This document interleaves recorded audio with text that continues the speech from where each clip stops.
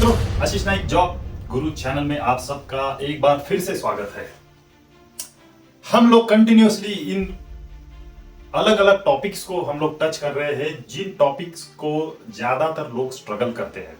ऐसे ही कुछ टॉपिक थे कि अपनी स्ट्रेंथ को कैसे आइडेंटिफाई किया जाए, अपने वीकनेस को कैसे आइडेंटिफाई किया जाए। आज मैं आपको बताऊंगा कि अपॉर्चुनिटीज को कैसे आइडेंटिफाई किया जाता है।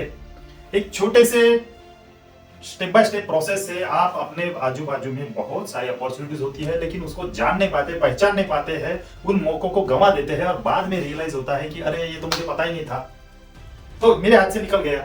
तो आपको जॉब चाहिए तो आपको अपॉर्चुनिटीज को ढूंढना पड़ेगा। अपॉर्चुनिटी मतलब ऐसे मौके जहां आप चौके लगा सकते हो, जहां पर आप अपने जीवन में कुछ अद्भुत करने के लिए उन मौकों का इस्तेमाल कर सकते हो। अपॉर्चुनिटी को देखो, अपने आप को अपॉर्चुनिटी के अनुसार प्रिपेयर करो और सक्सेस मिलेगा आपको। लेकिन एक बात याद रखना, कभी भी दो चीजों के पीछे मत भागना। पॉइंट नंबर 1 कि अपॉर्चुनिटी ऐसे मत ढूंढना कि जहां पर बहुत ज्यादा सैलरी मतलब ये ऐसा कौन सा फील्ड है जहां बहुत ज्यादा सैलरी है। तो लोग बोलते हैं अरे डेटा साइंस बहुत अच्छा है, तो चलो पागलों जैसा डेटा साइंस में घुस गए। उसमें पता लगता है अरे मेरे को जम नहीं रहा है, मेरे को इंटरेस्ट नहीं है। ऐसा नहीं होता है। पागलपन होना चाहिए डेटा के लिए, मैथमेटिक्स के लिए, स्टैटिस्टिक्स के लिए, तब जाके डेटा साइंस में आप बहुत अच्छा काम कर सकते हो। लेकिन क्योंकि डेटा साइंस की बहुत डिमांड है, डेटा साइंस की सैलरी बहुत अच्छी है, तो चलो अपन डेटा साइंस में जाते हैं, एआई में जाते हैं, एमएल करते हैं और दुनिया में नई नई फैंसी आइटम निकल रहे हैं, हम लोग उन सबको। ऐसा नहीं, ये गलत है, ऐसा मत करो। आपका अपना इंटरेस्ट को मत छोड़ो और सैलरी पैसे के पीछे मत भागो। दो चीजें याद रखना है जीवन भर के लिए।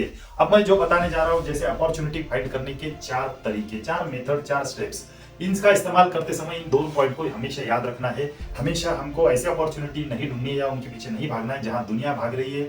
वहां हम लोग इसलिए नहीं जाना है जहां सैलरी बहुत अच्छी है तो हम लोग जाए, भले ही अपने इंटरेस्ट का है कि नहीं है, ये गलत है। ओके, तो अपॉर्चुनिटी ढूंढने का पहला तरीका होता है अपने आजू बाजू के एनवायरनमेंट को खुली आंखों से, खुले कान से देखना शुरू करो।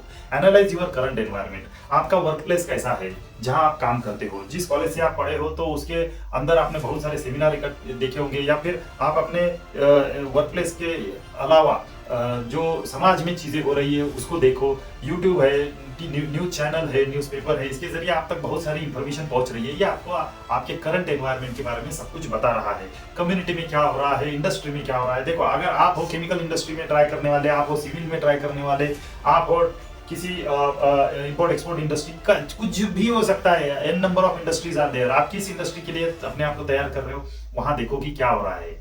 वहां समझना बहुत जरूरी है, न्यूज पढ़ना बहुत जरूरी है, नया क्या आ रहा है, गवर्नमेंट नया क्या ट्राई कर रहा है। जैसे एग्जांपल के तौर पे, आज से 5 साल पहले तक इलेक्ट्रॉनिक इंजीनियरिंग ये बहुत ज्यादा ग्रेट नहीं था इंडिया में, उसकी बहुत लिमिटेड डिमांड थी और बहुत कुछ लिमिटेड था। अचानक से अपने देश की सरकार ने इलेक्ट्रॉनिक्स को बढ़ावा देने के लिए जापान, सिंगापुर, ताइवान, इन जैसे बड़े बड़े देशों के साथ कुछ किया, तो कोविड के बाद अचानक से ये इलेक्ट्रॉनिक्स में बूम आने लगी। अब देखिए, अगला हो सकता है, अगला डिकेड इलेक्ट्रॉनिक्स इंजीनियर का होगा। एक जमाना था जब सिविल इंजीनियर का बोलबाला हुआ करता था, तो बहुत सारे जॉब सिविल इंजीनियर के होते थे। नंबर 1 पे सिविल इंजीनियरिंग था, उसके बाद में मैकेनिकल टॉप पे आ गया, उसके बाद में कंप्यूटर टॉप पे आ गया। अब उसी तरह से हो सकता है इलेक्ट्रॉनिक्स टॉप पे आ जाए, रोबोटिक्स टॉप पे आ जाए, कुछ भी हो सकता है। You never know. ट्रेंड को समझो, अपॉर्चुनिटीज वहां पर है।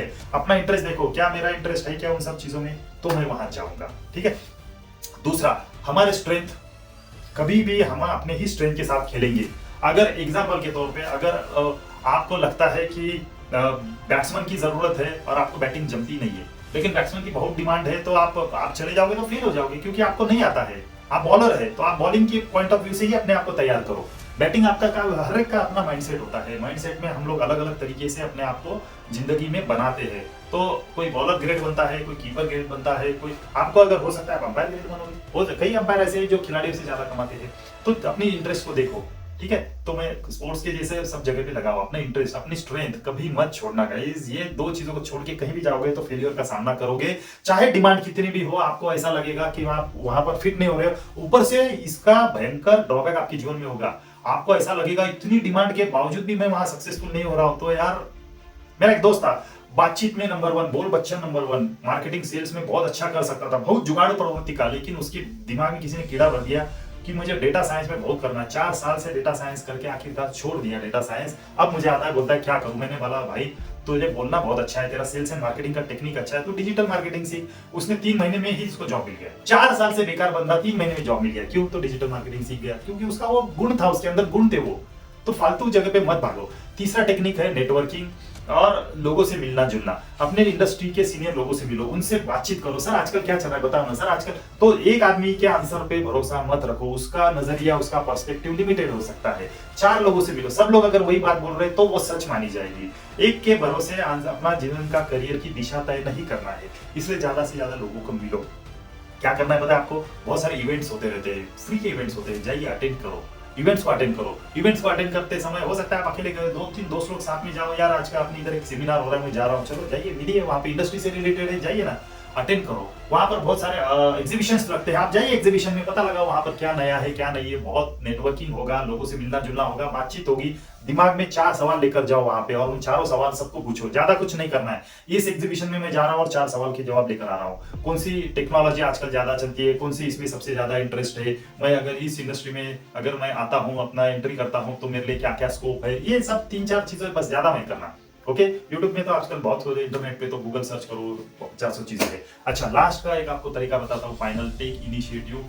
टेक इनिशिएटिव मतलब क्या होता है कि स्टे कनेक्टेड। अगर टेक प्रोएक्टिव एक्शन मतलब क्या कि प्रॉब्लम को ढूंढो, प्रॉब्लम समझो। अगर प्रॉब्लम समझने का समझदारी आपके अंदर है तो प्रॉब्लम समझने के बाद उसके ऊपर सॉल्यूशन सोचो, सजेशन दो। अगर आप ये बार बार करने वाले हो तो दुनिया के सबसे महान व्यक्तियों में आपका नाम जा सकता है कि ये व्यक्ति जो है बहुत अच्छी तरीके से प्रॉब्लम को समझता है, प्रॉब्लम की जड़ तक जाता है, उसके सॉल्यूशंस निकालने में इस बंदे का दिमाग बहुत तेज चलता है। अगर आप इस तरह से करते हो तो ये अपॉर्चुनिटी आप खुद क्रिएट कर रहे हो। आप अपॉर्चुनिटी का वेट नहीं किया, यहाँ प्रॉब्लम दिखा, आपने गए सॉल्यूशन बताया, आप ग्रेट बन गए। आपको जॉब भी मिल सकता है, आप जॉब में है तो प्रमोशन मिलेगा, बहुत ऊंचाई के लेवल पे जाओगे। अगर केवल एक चीज को, प्रॉब्लम को समझना और उसके सॉल्यूशंस को बताना, ये अगर आप कर सकते हो तो आपकी जरूरत दुनिया में सबसे ज्यादा है। ठीक है, तो इस तरीके से आप अपने अपॉर्चुनिटीज को ढूंढो, समझो या फिर अपनी अपॉर्चुनिटी को खुद क्रिएट करो। आशा करता हूं ये 4 स्टेप्स आपको अच्छे लगे हैं और आप अपने जीवन में बहुत सारी अपॉर्चुनिटी को इसका इस्तेमाल करके ढूंढोगे। कुछ सवाल होगा तो पूछो, लाइक करो, सब्सक्राइब करो और मिलते हैं फिर से अगले वीडियो में एक नए टॉपिक।